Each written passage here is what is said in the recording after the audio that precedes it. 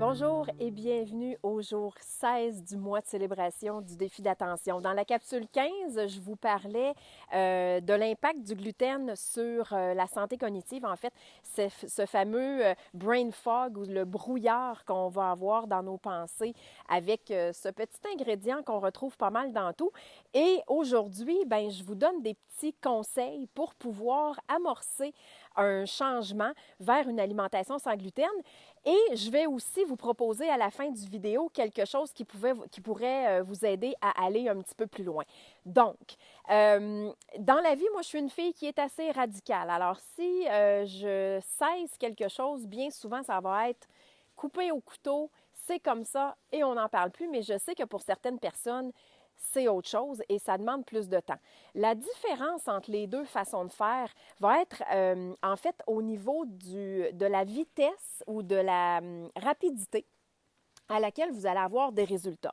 En fait, je vous raconte un peu, je vous partage l'histoire de quelqu'un que je connais qui cet été a décidé de faire le grand saut vers le sans gluten et au bout de 4 jours, le brouillard dans son cerveau, dans ses pensées était complètement disparu et elle avait au bout d'une semaine perdu, si ma mémoire est bonne, 10 livres. Parce que oui, le gluten sert en fait d'émulsifiant dans la nourriture. Alors, si on en consomme, évidemment que ça va nous faire gonfler. Alors, est-ce que je peux vous dire qu'au bout d'une semaine, elle ne regrettait pas son choix d'avoir éliminé le gluten? Donc, qu'est-ce qu'on fait pour s'y retrouver quand on arrive au supermarché? Pour justement choisir des bons produits qui nous évitent et éviter ceux en fait qui vont nous faire tomber dans le piège. C'est super important. Vous allez toujours regarder pour le logo. C'est un logo bleu avec un brin de blé et un rond, une barre à travers le cercle, un peu comme le sigle de non-fumeur, excepté qu'il est bleu avec un brin de blé. Ça vous certifie que c'est un produit sans gluten. À faire attention. Ce n'est pas parce que c'est écrit sur le produit que c'est sans gluten qu'il n'y en a pas à l'intérieur.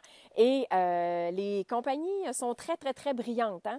Donc, ne vous faites pas prendre. Assurez-vous que vous avez le logo qui certifie que c'est un produit sans gluten. Vous allez aussi vouloir regarder pour le logo USDA qui certifie aussi la qualité d'un produit. Alors, une fois que vous avez repéré ces aliments-là, c'est vraiment d'y aller avec un peu d'humour, un peu de légèreté et de la joie. Pour les enfants, je comprends que ça peut être difficile parce que beaucoup d'enfants avec un défi d'attention sont des picky eaters. En fait, c'est des enfants qui vont souvent être difficiles. Alors, moi, ce que je vous dirais, c'est essayez-le comme un jeu.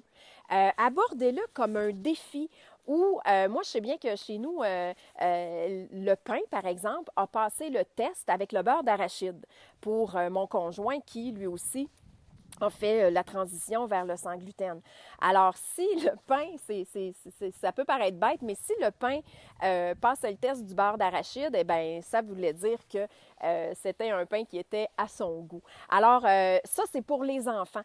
L'autre chose que vous pourriez faire, c'est de commencer à les sensibiliser sur le pourquoi on fait la tentative ou pourquoi on fait l'expérience de manger sans gluten. Dans une capsule précédente, je vous mentionnais que c'est super important pour les personnes avec un défi d'attention que les choses fassent du sens. Donc, si vous pouvez trouver ce qui fait du sens pour votre enfant, moi, je pense que vous allez avoir beaucoup plus de facilité à intégrer le sans gluten de cette façon-là. Bon, là, je ne voulais pas amener mes produits sans gluten à l'extérieur, mais je vais vous mettre une photo de quelques produits coup de cœur. Exemple, le gruyot de blé à l'avoine, je l'ai remplacé par du gruyot au flocon de sarrasin. Les pâtes blanches ou les pâtes de blé, je les ai remplacées par des pâtes de riz brun. Donc, je vais vous mettre quelques photos de mes produits coup de cœur et comme ça, vous allez pouvoir mieux vous y retrouver. Et ce que je voulais vous offrir, en fait, je vous pose la question, est-ce que vous seriez intéressé à participer à un défi 7 jours sans gluten?